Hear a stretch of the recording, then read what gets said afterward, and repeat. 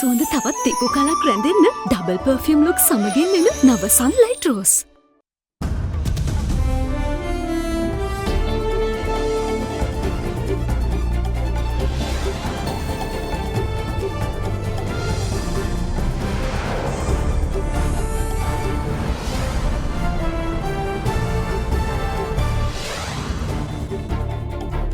Tonight, a crisis looms. Former Premier calls on the government to head to the IMF or face an imminent economic crisis. Since there is no other alternative, we must go to the IMF, negotiate with the IMF that we have sufficient money for the next 2 years. Hope on the horizon. The Health Ministry announces plans to reopen the country by the end of this month as limited interprovincial travel resumes. Tall target. Sri Lanka's daily vaccination sees records tumble for another day as authorities plan to vaccinate 40% of the population within 3 months. The plot thickens. Health experts warn of a new condition among COVID-19 recovered. Post-viral depression, the depressive illness that occurs as a result of a viral infection. All this and much more coming up on this Wednesday, the 14th of July 2021. ඒ කියන්නේ life boy අවස්ථා 10කදී ලෙඩ රෝග 10කට හේතු වන virus ඇතුළු විෂ බීජවලට එරෙහිව සටන් කරනවා කියලා. From AdaDerana, this is AdaDerana First at 9. Live from Studio 24 in Colombo.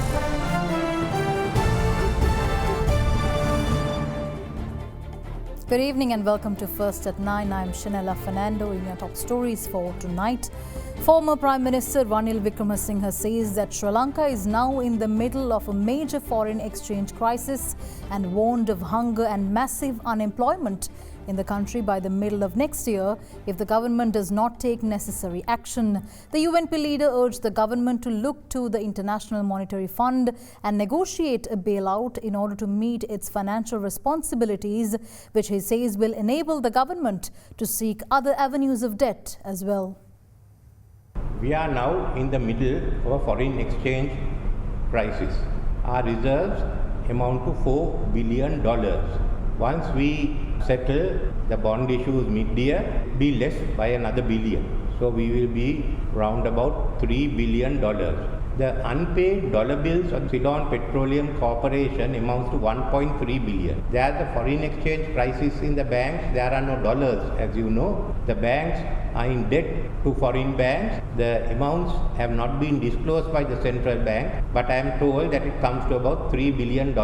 Then the debts alone, these two debts alone come to $4.3 billion. We have in our reserves about $3 billion, of which the over $1 billion will be utilized to service the bonds and to settle the bonds end of the year. What are we left with? So we are facing a serious situation. No one has given us money. The IMF has decided to issue $650 billion to be divided among the 190 member nations. Under that, we will receive $800 million.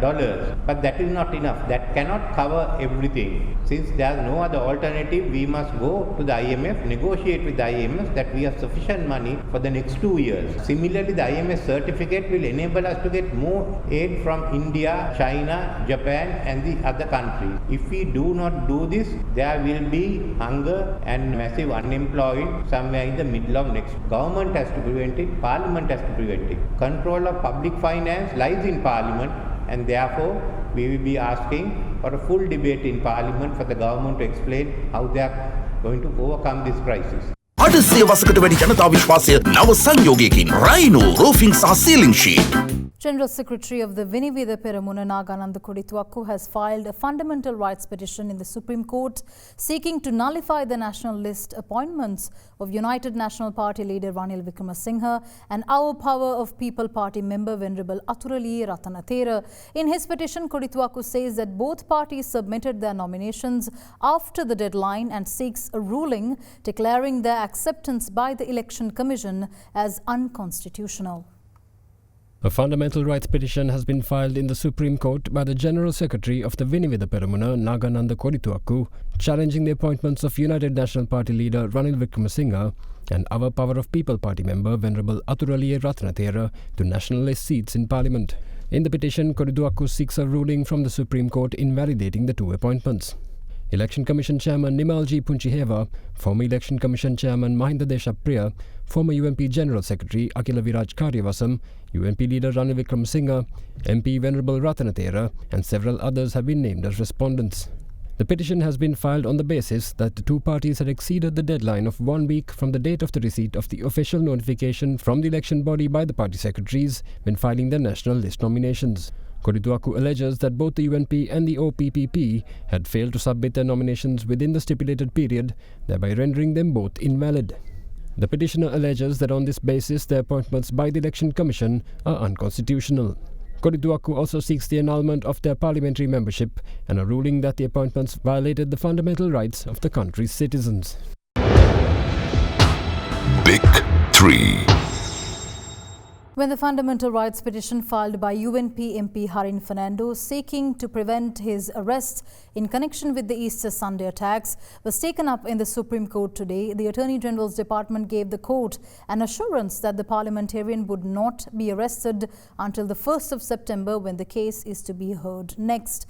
The assurance was given to a three-judge bench of the Supreme Court, comprising Justice Priyantha Jayawardena, Justice Kumudini Wickremesinghe and Justice Mahinda Samewardena. In his petition, UNP parliamentarian Fernando, or rather SJB parliamentarian Fernando, stated he was questioned on comments he made at a press conference on the 21st of April 2019. He also states that the move behind the statement at the time was purely to alert people of the authorities being unaware of the threat of an impending attack.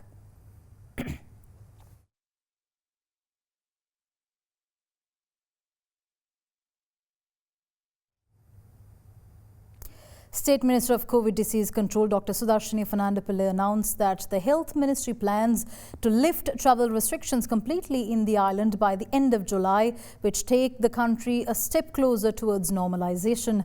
However, the State Minister reminded the public that good health practices must continue in the future as well. Meanwhile, interprovincial transport services commenced today to facilitate transportation for the employees in the essential service sector. In some long-awaited good news for members of the public, State Minister for COVID Disease Control Dr. Sudarshini Fernandapillai announced a tentative date for an end to island-wide travel restrictions today. සීමා මේ මාසේ අග වෙනකොට ලිහිල් කරන්න තමයි සෞඛ්‍ය අමාත්‍යාංශය තීරණය කරගෙන ඉන්නේ. අපි රටක් හැටියට යථා තත්ත්වයට පත් වෙන්න ඕන. අපේ ආර්ථිකය අපි දියුණු කරගන්න ඕන. විශේෂයෙන් ඉස්කෝල ටික ඇරෙන්න ඕන, විශ්වවිද්‍යාල ටික ඇරෙන්න ඕන. ඒ කටයුතු කරන්න නම් ජනතාවගේ ඒ සෞඛ්‍ය ආරක්ෂිත හුරු පුරුදු දිගටම පවත්වා ගැනීම ඉතාමත් වැදගත්. Meanwhile, on Monday, State Minister of Bus Transport Services Dilum Amanugama announced that interprovincial transport services will commence from today to transport essential services staff. Accordingly, interprovincial bus transportation as well as railway services commenced operations after a near 2-month halt. Bus රථ මේ වන විට 750ක් පමණ ධාවනයට යොමු කරලා තියෙනවා. අවශ්‍යතාවය අනුව බස් රථ යොදවන්නට අපි උපදෙස් ලබා දීලා තියෙනවා. අන්තර් පළාත් අතර ධාවනය සඳහා උපදෙස් ලබා දීලා තියෙන්නේ පෞද්ගලික අංශය සහ රජයේ සේවක සේවිකාවන්ට සේවයට වාර්තා කිරීම සඳහා අවසර ලබා දීමටයි. ආරණිකව ඉල්ලා සිටිනවා අනිකුත් සාමාන්‍ය මගී ජනතාවට අන්තර් පළාත් බස් රථ භාවිතා කිරීමෙන් පළාත් තුළ මාරු වීම වළකී සිටින්න කියලා. In the meantime, bus operators reported low passenger numbers today due to the restrictions. Further, interprovincial trains arriving at the Fort Railway Station from Kandy and Beliatta operated as usual for essential services employees.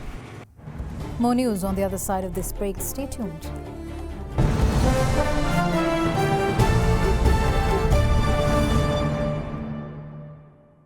ගෙදරකට තේ හදනවා කියන්නේ වෙනම වැඩ. එක එක්කිනාගේ පදම වෙනස්. මැලිබන් තේ ගෙදර පදමට තේ.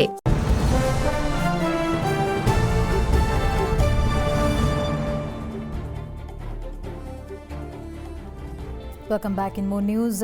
With cases of the novel coronavirus continuing to infect more and more people every passing day, medical experts warn of another medical condition to look out for, one that might go unnoticed.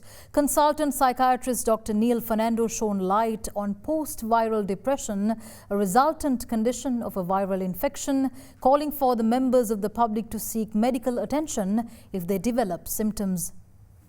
Sri Lanka's daily caseload was reported as 1,413 cases yesterday, 155 cases lower than the day before. Surprisingly, however, the highest number of cases were reported from the district of Mannar, with 248 COVID infections. Authorities say that all of the positive cases were of people in quarantine at an interim treatment centre operated by the North Central Naval Command. Meanwhile, in the district breakdown, the Gampaha district recorded the second highest cases in the island of 210 patients, while Colombo confirmed 155. Speaking at a media briefing today, Health Promotion Bureau Director Dr. Ranjit Batuwantudava rejected assumptions that the Mannar cases were a new cluster. වසංගත රෝග විද්‍යාංශයෙන් දැනගන්න ලැබුණේ රෝගීන් සංඛ්‍යාව පමණයි. මොන වගේ අයද අනිකුත් තොරතුරු තාම දැනගන්න ලැබිලා නැහැ අපිට. විශේෂ පොකුරක් ඇතිවීමේ හැකියාවක් ගැන ඒගොල්ලෝ තාම සඳහනක් නැහැ. මම හිතන්නේ තොරතුරු එක්රැස් කරගත්තාට පස්සේ මුල් රෝගියා කොහෙන්ද ආවේ ඊට අමතරව තවත් කන්ටැක්ට්ස් තියෙනවාද කියන තොරතුරු දැනගත්තට පස්සේ අපිට අදහසක් ගන්න පුළුවන්. Meanwhile, the Government Medical Officers Association has alleged that low case numbers are a result of low PCR and rapid antigen tests being carried out.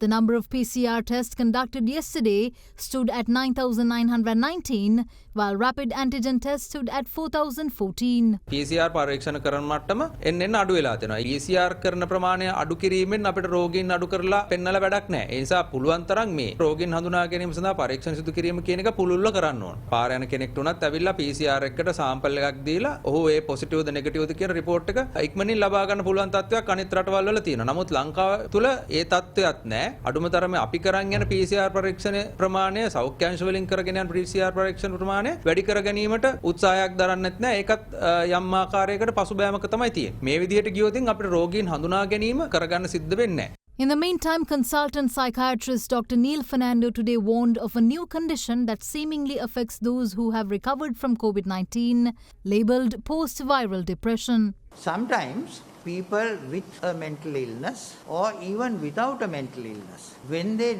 are infected with COVID, because it is a viral infection, there is a condition called post-viral depression, a depressive illness that occurs as a result of a viral infection. We have seen this even with dengue patients. The symptoms to recognize is that your sleep might get disrupted, you will feel very lethargic, loss of energy, and not feeling like doing anything, feeling tired even without doing any work, and also feeling depressed and sad. Now, if these things persist for over 2 weeks, then it can be depression, which needs to be treated. If a person develops similar symptoms about 2 weeks after, even if you have recovered from your COVID virus, please pay attention to that. You can see your family doctor or preferably a doctor in a mental health unit to see whether you have got depression. Furthermore, the number of COVID-related deaths in the country rose to 3,611 today after 37 more patients succumbed to the virus yesterday. So far today, 1,453 positive cases have been confirmed, taking the island's active cases to 22,384. On a positive note, however, there were also 955 COVID recoveries today, taking the overall tally to 253,969. Sri Lanka's vaccination drive is currently going full speed ahead, with inoculations increasing day by day. Once again, the country recorded the highest number of vaccinations in a day, with 337,445 people getting their jabs yesterday. With that, the Health Promotion Bureau says that it expects to vaccinate around 40% of the country's population within the next 2 to 3 months. After administering a record 232,526 daily vaccinations on Monday, health authorities surged past and created a new record with 337,445 just yesterday. According to the figures released by the Epidemiology Unit by last evening, 289,122 people got the first dose of Sinopharm vaccine yesterday, while 32,385 people got their second dose. Meanwhile, first Sputnik doses were administered to 15,202 people yesterday.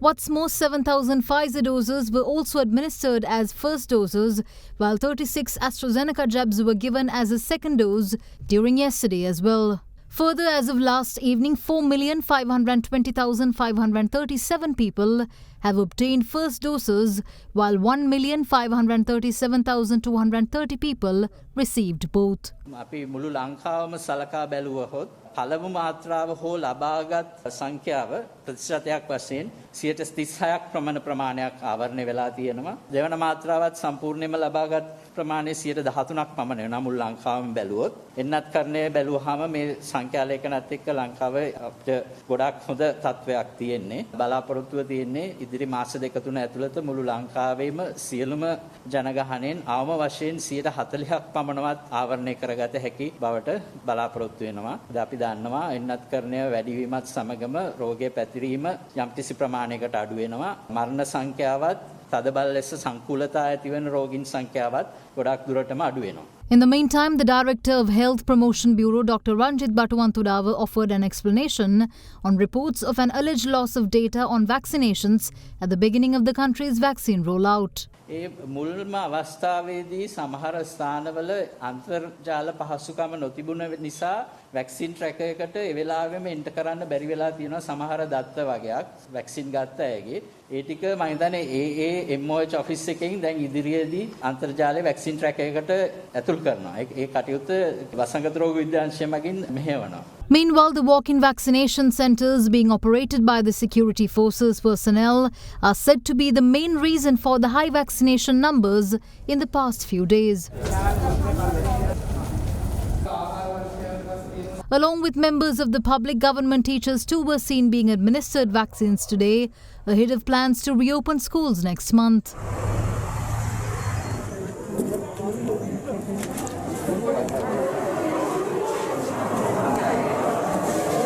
Meanwhile, the vaccination stocks are expected to be further boosted with the delivery of more vaccines to the country.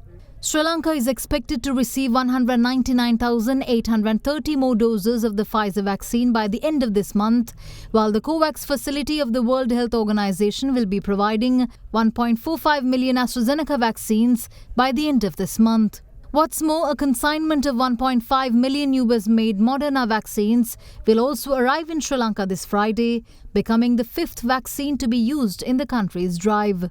Of this consignment, 750,000 doses will have been earmarked to be administered as first doses.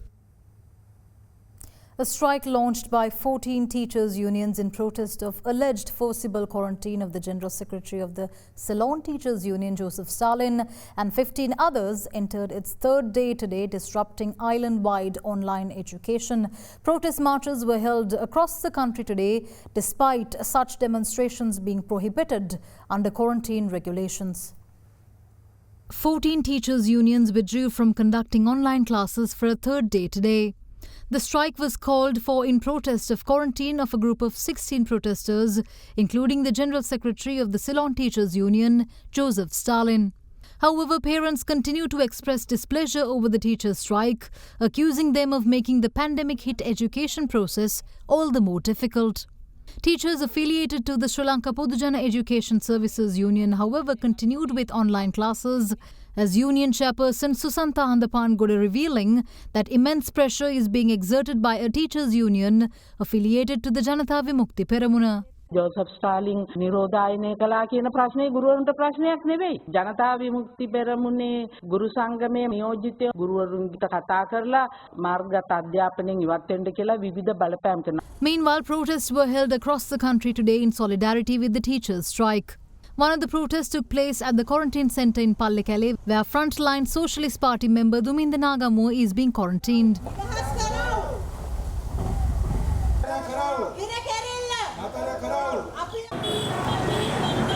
Another protest was held in Beruwala area, where teachers took part in a cycle parade to Panadura, resulting in heavy traffic congestion along the Gaul Road.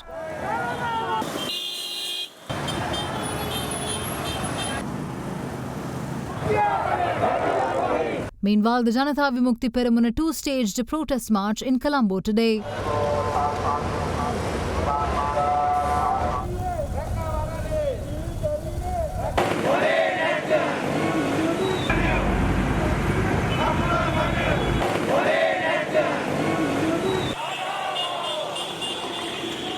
the meantime, General Secretary of the Ceylon Teachers Union, Joseph Stalin, and a group of others who are currently being quarantined at the Mulatu Quarantine Centre have commenced their own protest. President's Counsel Sanjeeva Jayawardena has been reappointed to the Monetary Board of the Central Bank for a fresh term of 6 years up to June 2027 by President Gotabaya Rajapaksa, consequent to his nomination being approved by the Parliamentary Council. Jayawardena is the first President's Counsel to serve on the Monetary Board of the Central Bank. He presently serves as the Chairman of the Monetary Board level External Debt Monitoring Committee and as the Chairman of the Board Risk Oversight Committee, as well as chairing the Central Bank's Ethics Committee. Jayawardena counts over 29 years practicing exclusively in the Supreme Court and the Court of Appeal and has an extensively varied practice including civil, contractual, commercial, property, taxation, banking and other disciplines of the law.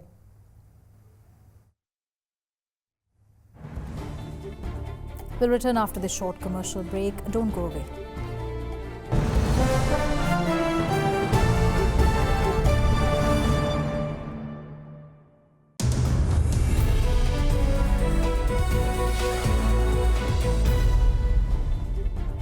Welcome back in more news. Sri Lanka's trade deficit saw a widening in May 2021 to $716 million due to a larger year-on-year increase in import expenditure against export earnings in May 2021. Meanwhile, cumulative export earnings from January to May 2021 amounted to $8.35 billion, an increase of 26.2% over the same period in 2020. The trade deficit widened on a year-on-year basis for the third consecutive month in May 2021 to $716 million compared to $407 million recorded in May 2020 due to a larger year-on-year increase in import expenditure against export earnings in May 2021. However, the trade deficit showed a month-on-month improvement in May 2021 compared to $889 million in April 2021. Further, the cumulative trade deficit widened to $3.66 billion during the January to May 2021 period from $3.1 billion recorded in the corresponding period last year. In addition, terms of trade deteriorated by 11.5% in May compared to last year, with import prices having increased while export prices declined. Meanwhile, expenditure on merchandise imports in May 2021 increased notably by 61.7% to $1.6 billion from import expenditure of $994 million in May 2020. However, import expenditure in May was lower when compared to the imports of $1.7 billion in April 2021, supported by lower expenditure in all major import sectors. Further, cumulative export earnings from January to May 2021 amounted to $8.35 billion, an increase of 26.2% over the same period in 2020. In addition, earnings from merchandise exports increased to $892 million in May 2021, recording growth rates of 52% and 9% over May 2020 and April 2021 respectively, with higher earnings from all major sectors. Meanwhile, cumulative export earnings from January to May 2021 amounted to $4.69 billion, a 33.3% increase over the corresponding period of 2020. Oil prices declined today after data showed a drop in China's half-year crude imports, while expectations for a further tightening of U.S. inventories offered support. Brent crude was down 38 cents at $76.11 a barrel, while West Texas Intermediate was off by 46 cents at $74.79 a barrel. China's crude imports dropped by 3% from January to June compared with a year earlier, which is the first such contraction since 2013, as import quota shortages, refinery maintenance and rising global prices prevented buying. Disagreement over supply policy within the Organization of the Petroleum Exporting Countries, Russia and other producers led to the end of talks last week on boosting production without an agreement. Crude inventories declined by 4.1 million barrels for the week ended on the 9th of July. The International Energy Agency said global withdrawals from storage in the third quarter were said to be the most in at least a decade, pointing to early June stock draws in the United States, Europe and Japan.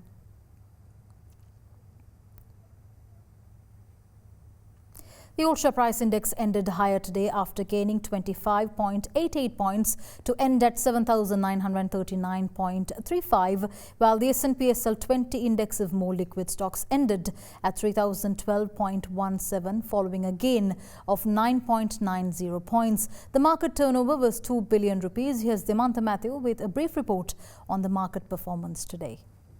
The market ended in the green today as well for the 6th consecutive day. The ASPI gained by around 25 points today as the index recorded 7,939 points. So we are now approaching closer to the all-important 8,000 psychological mark. We are seeing higher level of retail activity also in the market. Today's turnover was around 2 billion rupees. In addition to that, most of the other trades were on-board trades, and out of that we saw transportation sector and also capital goods sector gain in the limelight during the day.